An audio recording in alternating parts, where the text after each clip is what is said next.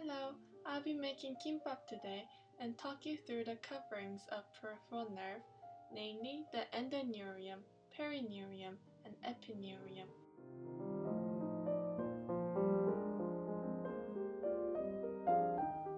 I'm going to use the seaweed paper to represent the connective tissue that holds the nerve fibers together. First into fascicle and then into a nerve trunk. I'll talk about the first layer, the endoneurium. Endoneurium wraps around the nerve fiber, and the nerve fiber may be myelinated or unmyelinated. So in terms of kimbap, it's my first thin, tiny roll of kimbap.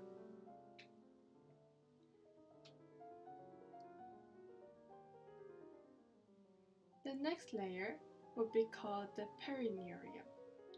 Perineurium holds the nerve fibers that are covered in endoneurium together into a fascicle.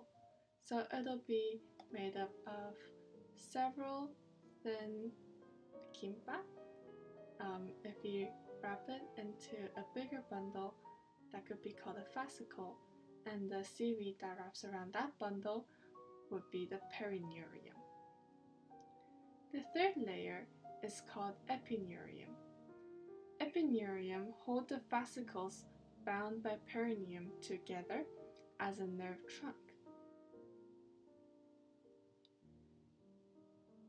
So the nerves are really quite well protected with endoneurium, perineurium, and epineurium. And as you'll see later, we have those layers of protection for good reasons. Nerves can be injured quite easily, especially at sites where they are right next to a bone.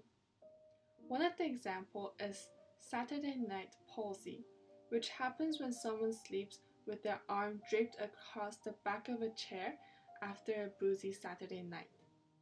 The radial nerve gets squeezed between the humerus bone in your arm and the back of the chair, and you wake up unable to feel the posterior side of the arm and also with a droopy wrist. It's really quite scary. But it's not too bad of an injury, because all it's done to the nerve is that it squished the myelin sheath out of shape. So the myelin sheath will recover pretty soon, at most in a couple of days, and your sensation and wrist movement will come back. This kind of injury, where you kind of squish the myelin sheath out of shape, is called neuropraxia. A more severe form of injury would be one which damages the axon inside the myelin sheath. Such an injury would be called axonotmesis and is usually caused by fractures or dislocation of the bone right next to the nerve. The nerve usually recovers from axonotmesis, but it'll take longer than if it were simply squished, as in neuropraxia. The most severe form of nerve injury is called neurotmesis. In such a case, not only the nerve fiber with its axon and myelin sheath is injured, but also the connective tissue coat wrapping it, in our case, the seaweed paper.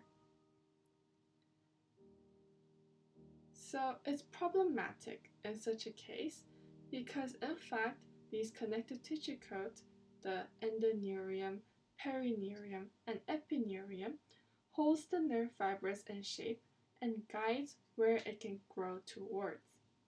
Just like how the seaweed paper holds the rice and veggies together. So, when that coat gets damaged, the damaged nerve fiber won't know how to grow back properly and will either make a painful jumbled knot called neuroma or give up trying to grow back.